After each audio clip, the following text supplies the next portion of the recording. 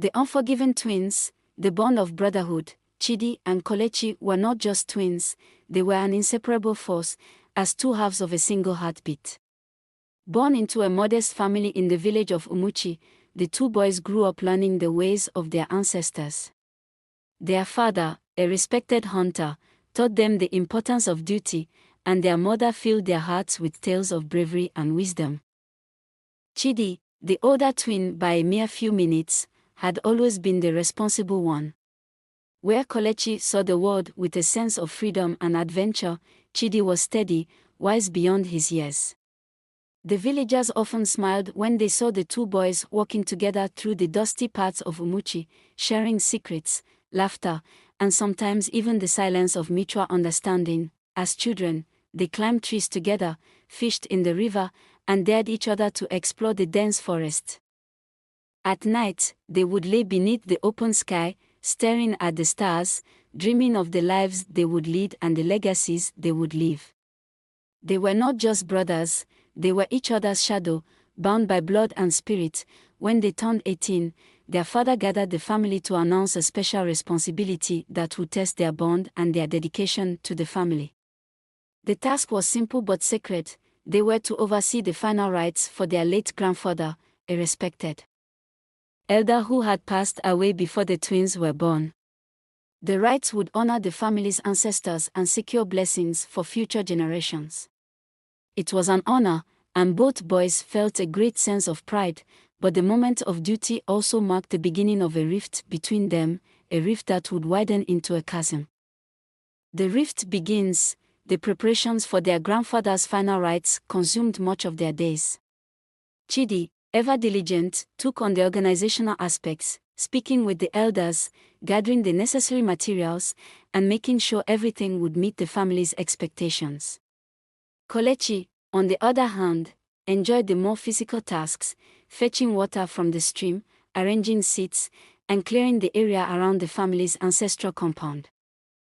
The day before the rites, Chidi and Kelechi met with the village elder, Papa Ozioma, who held the secrets of the family's lineage. Papa Ozioma spoke of the importance of unity, trust, and humility, emphasizing that these values were the cornerstones of their family's legacy. As they left his hut, he gave each of them a wooden amulet carved with ancient symbols for strength and guidance. "Keep this with you," he said in his deep, gravelly voice. "When the spirit of discord comes, it will remind you of the bond you share."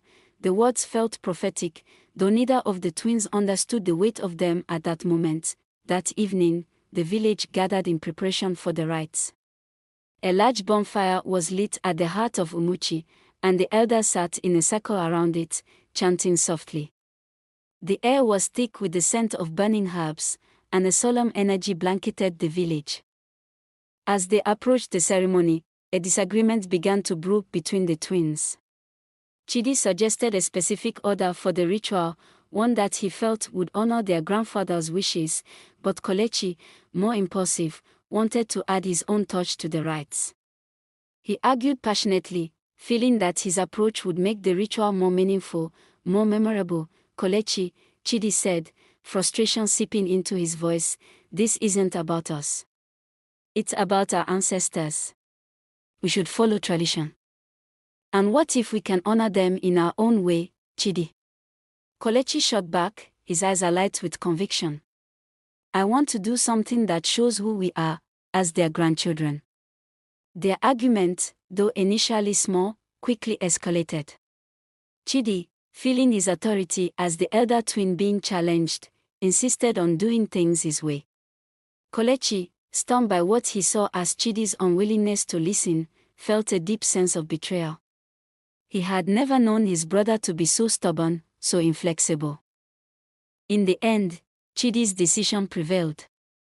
Kelechi, hurt and bitter, left the ceremony early, wandering off into the night without a word. Separation and exile.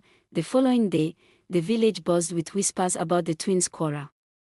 It wasn't long before Kelechi announced his decision to leave the village, refusing to stay where he felt disregarded. Their parents and the elders tried to dissuade him, but his mind was made up. "You could have respected my wishes," he told Chidi, his voice heavy with resentment.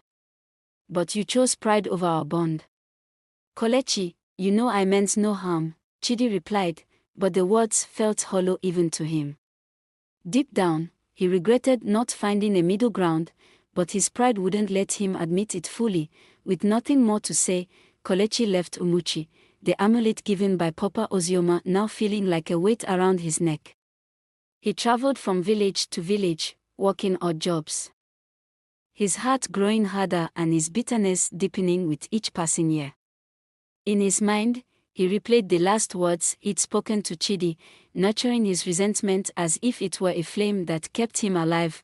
Back in Umuchi, Chidi rose to a position of leadership.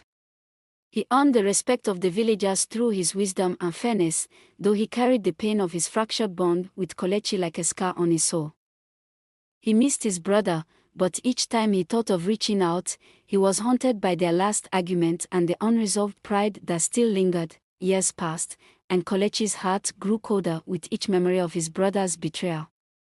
He returned to Umuchi one evening, under the cover of dusk, determined to confront Chidi. He had become a formidable figure, hardened by the trials he had endured. His once kind eyes now held a fire that the villagers found unsettling. The village whispered about his return.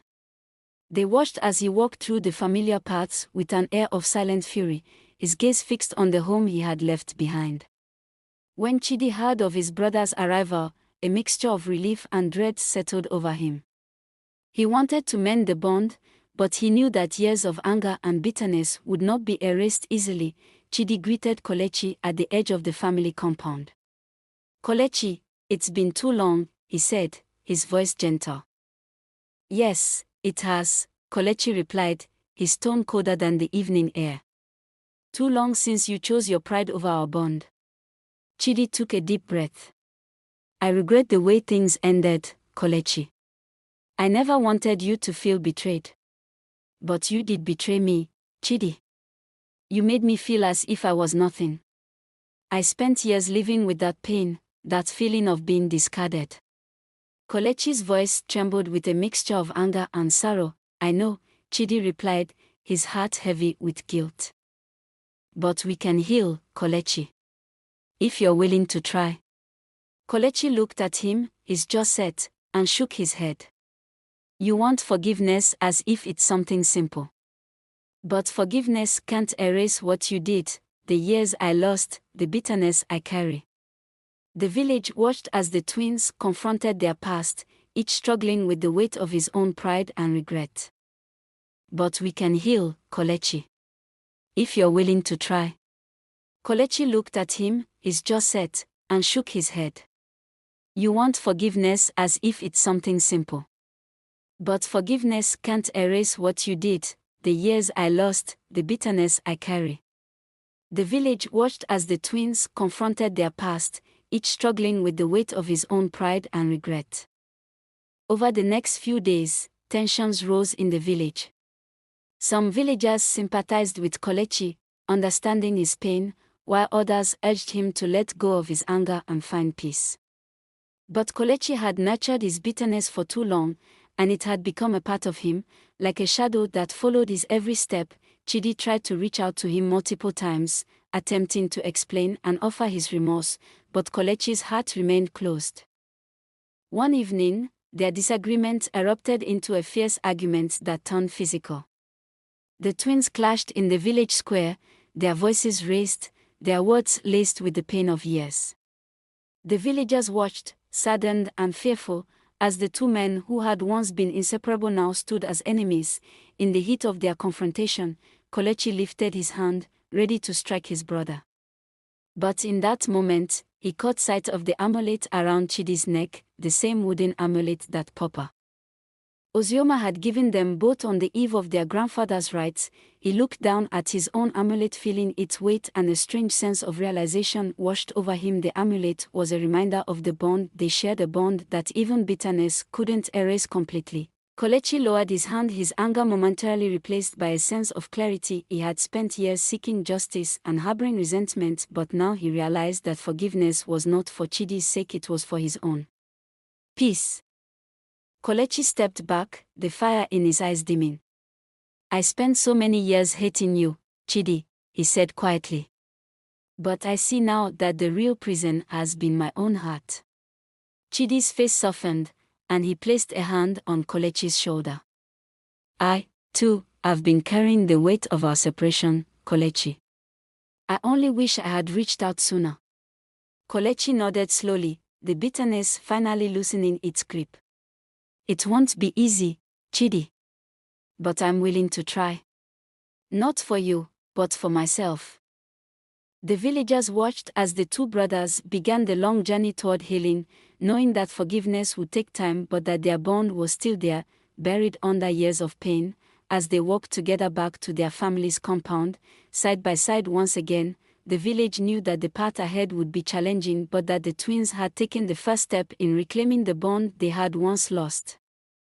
In the weeks that followed, the twins' relationship remained fragile but cautiously hopeful. Kelechi stayed in Umuchi, choosing to live among the villagers he once left behind. The first few days were tense, though he was back in his family's home. The echoes of resentment lingered like shadows.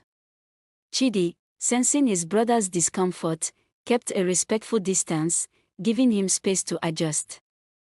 One evening, as they sat together under a sky filled with stars, Kelechi broke the silence.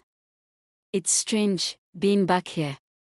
I spent so many years dreaming of my return, thinking of what I'd say to you. And now I feel like a stranger. Chidi looked up at the stars and nodded. I understand.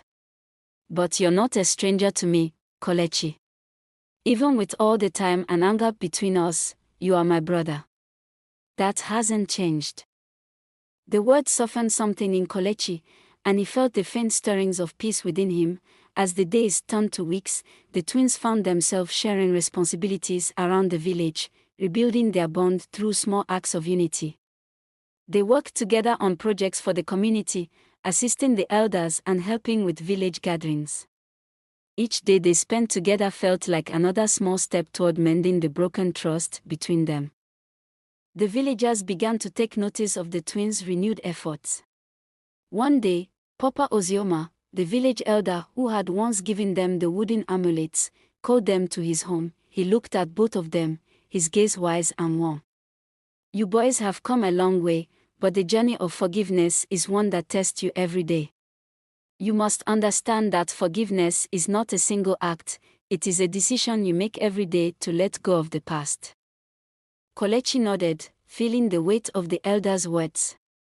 He realized that forgiveness was indeed a choice he would have to make again and again, especially on days when old anger tried to resurface. That evening, Chidi and Kelechi spoke at length about the rift that had divided them. They revisited the night of their argument, each sharing his own perspective and pain. Chidi admitted his regrets, acknowledging that his actions had been rooted in pride. Kelechi, in turn, revealed the loneliness and bitterness he had carried for years.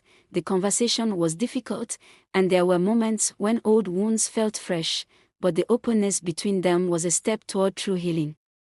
By the time they finished speaking, they felt a sense of liberation, as if a weight they had both carried was finally lifting. As the months passed, the twins began to feel the depth of their renewed bond. They weren't the same young men they had once been, but they were stronger now, tempered by the trials they had endured. Their journey of forgiveness had reshaped them, teaching them the value of humility and the power of letting go. The villagers, too, saw the change. During a village gathering, Papa Ozioma approached the twins and smiled.